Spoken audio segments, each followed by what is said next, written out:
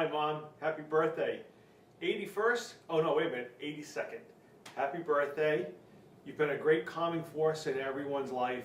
Imagine, for those others that might be watching this, having 5 children, 4 of which are from multiple births. I'm the only single birth. I was the first child. Thank you so much for having me and for taking care of us.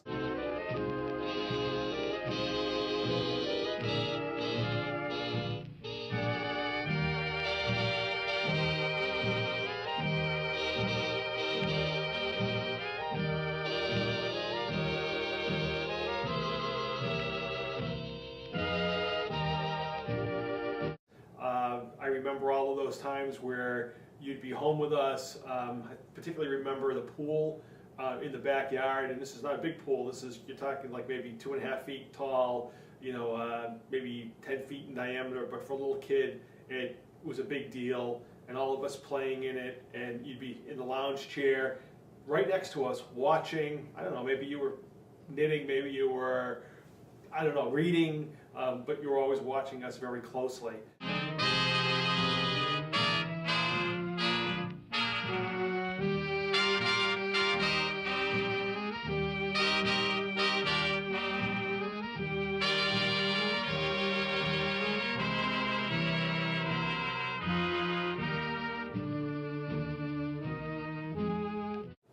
I also remember when when I was a teenager and you allowed me to buy a motorcycle that I used up in the park because I was too young on the street. And when I finally did get a permit and was riding on the street, I finally got enough nerve up to ask you why you let me buy something and use something that was so dangerous. And just very calmly looked at me and said, well, at least I'll know you'll die happy.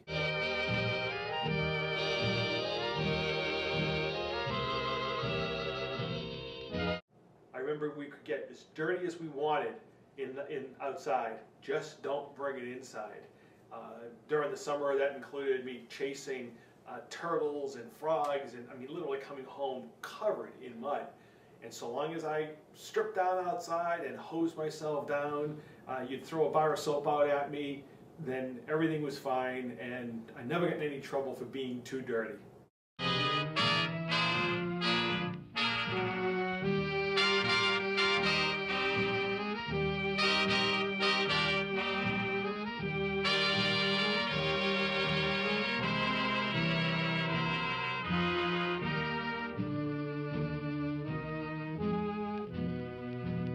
As a kid, I remember you smoked. Not like in front of us so much, but you liked your cigarettes. So you'd send me down the street to Hadwin Park Supermarket to get your cigarettes. As a little kid, that was, cigarettes were cool. And so I thought that would be a cool thing. Unfortunately, you put a damper on that by also having me buy a case of Tampax at the same time. Those are the big pads for those people who might not remember those things. And a case of those was, well, at least as a kid, was like this big, at least big enough that you couldn't put it in a normal supermarket bag because we didn't have plastic at that time. So the coolness of buying the cigarettes and having them in my top pocket was more than offset by the fact that I had to carry this container of Tampax on my shoulder and carry it all the way up the street in front of it because I thought everybody was watching me.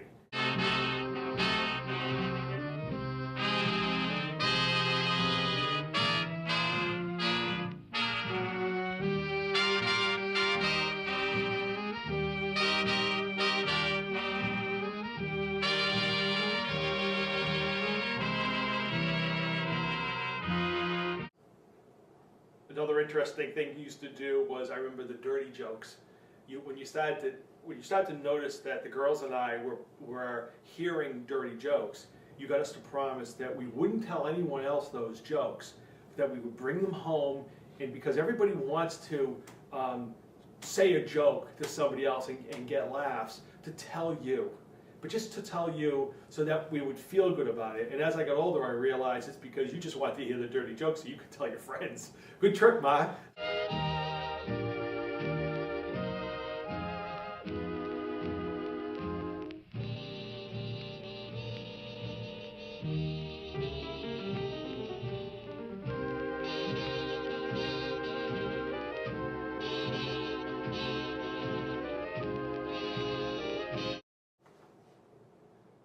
one store I remember really didn't have much to do with me. I actually came in at the end of it, but we had a blue jay in a tree with a nest in the backyard where the pool is now. And in the morning, one of us would have to take the newspapers out, go under the tree, and on the other side of it was this this container where you would burn newspapers. That's how you get rid of newspapers or papers in those days. You didn't put them out in the garbage, you burnt them into this container. And so Dad went out early in the morning to do that, and there were blue jays. There was a blue jay nest up in that tree, and they were dive bombing him. And he found a wiffle ball bat, and he was throwing the wiffle ball bat at the tree to try and knock the blue jay out and get the blue jay to stop. And at some point he was opposite the house, and he was getting really ticked off, and he threw the bat. It went over the tree and came crashing through the glass in the pantry window as you were making breakfast.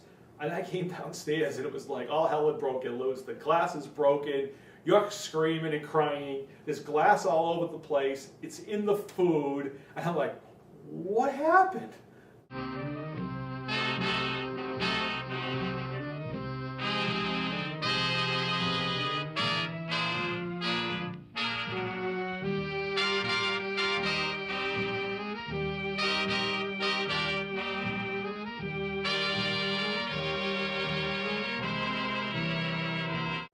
I also remember a time coming off the bus, and I think it was a freshman in high school, and I made a senior who was driving by mad. I won't go into details of why that was, but the bottom line is he physically chased me up the street, and I'm thinking to myself, this guy's going to hit me, and usually the back door was open, and I thought that was a pretty safe bet.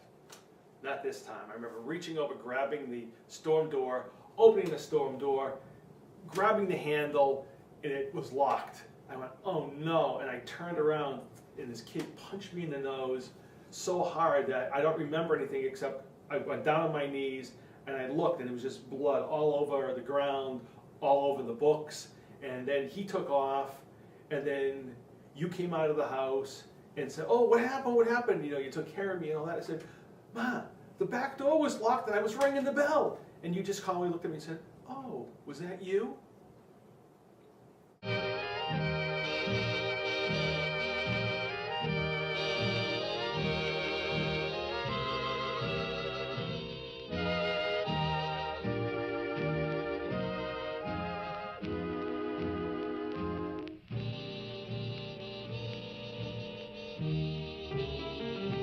So, Ma, there's been a lot of great experiences, some of them not so great, but all that I remember. But the most important is that you've always been there. You've always, listened to us, provided advice, but most important, just been this calming force, not only for us as kids, but as we were going out with others, we got married, calming Dad down sometimes, probably still calming Dad down. And you're just tremendous memory, which sometimes can turn against me, but you got a great memory, and you're so spry, it's amazing. So happy 82nd birthday, and love you, and many more. Have a great day. Bye-bye.